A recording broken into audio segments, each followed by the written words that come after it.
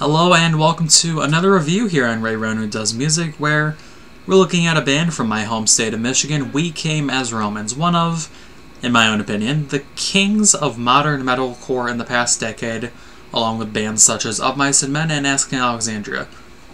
I'm pretty sure I have PTXD, my emo phase just slapped me in the face as I said that phrase. I'm kind of regretting it, but it sounded better in my head and on this script. Fuck. Let's move on here.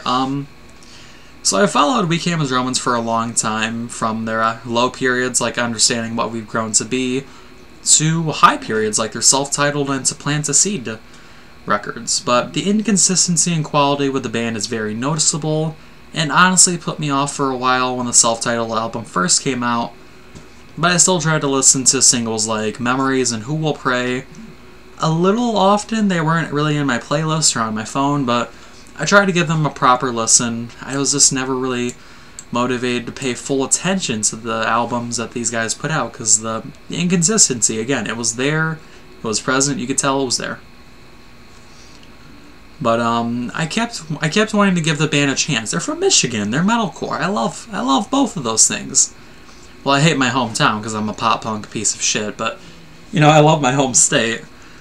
So what surprised me the most was their jump from Equal Vision Records to Sharptone, which Sharptone Records was founded in 2016 and has already attracted heat seekers like Miss May I and While She Sleeps, which, While She Sleeps, little spoiler alert, I got one of their posters on my wall right there. You might be seeing a review from them pretty soon. Shh, you didn't hear it from me.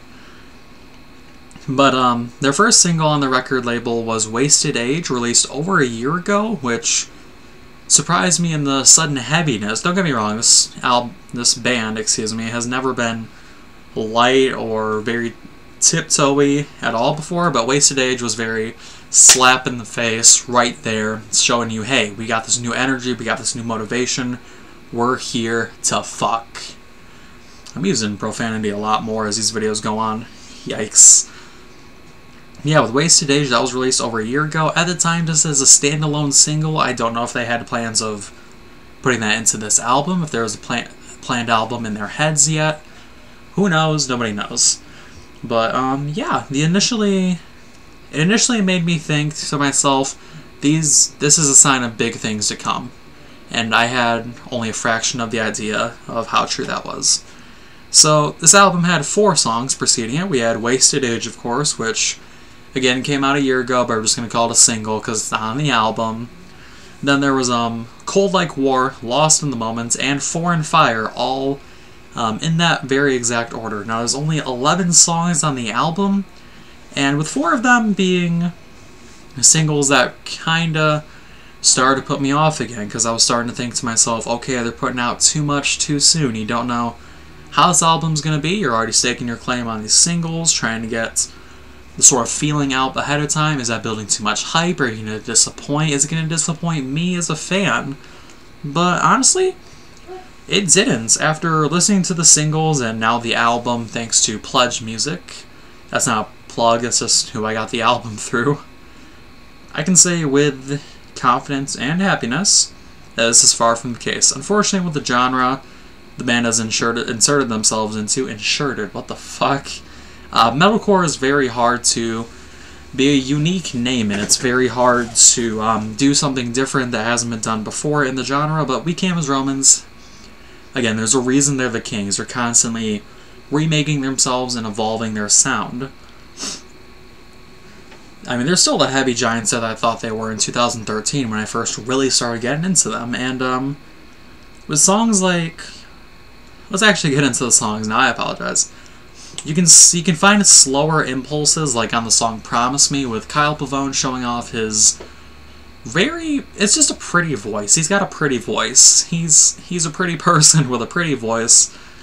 With the piano piece there, it's very well produced and mixed, and it's a song that shows off the synthiness and all of it. Synths are a big part of this album, by the way. There's in fact a song called Encoder, which I'll get into later on in the review. But synths are something they really brought back and wanted to focus on during this album, especially this song 2. We Came as Romans was really one of the bands that really showed off what they can do with that, what could be good and bad concerning them. And in Promise Me, it's really good. Listening to this album, you can tell how just in this song it flourishes with how it's put on the table.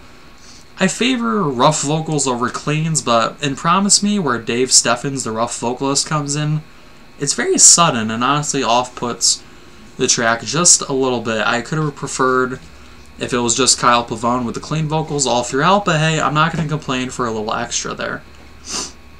It's a decent reaction that gets the listener, it shakes them, it takes them from, oh hey, you thought this was just a chill song, nope, slap in the face. Again, this album is a good slap in the face. Like, it's the kind where it's like, oh hey, how are you? Boom, Merry Christmas. That made no sense. But going back to the singles, you can see that each one of them were released. As it got closer and closer, the attitudes of the songs became less chaotic and more calculated, which is good. Wasted Age, that was the full, energetic, anthem, mosh pit-inducing, concert hype song. Like, if that one doesn't get played live when I go see We Came as Romans next month, I see We Came as Romans next month. Fuck yes! If that doesn't get played live, I'll be very disappointed. That's probably one of their better songs to hear live. I'm not even looking up clips. I'm ready to experience that myself. But yeah, with the edginess here, not edginess, wow, the thrashiness, I should say, if that's even a word, that's what this album really thrives on. Lost in the Moment and Foreign Fire, they're weaker songs.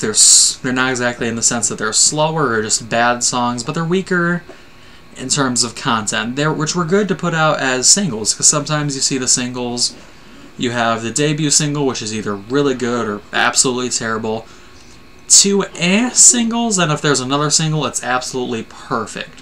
Foreign Fire and Lost in the Moment, while both two good songs, they show the weaker side of this album as the singles, and for half of your pre-release material to be that kind of makes the album itself kinda But even the weak pieces of the puzzle, good lord, even the weak pieces of the puzzle here show off to be pretty crucial to the entire thing.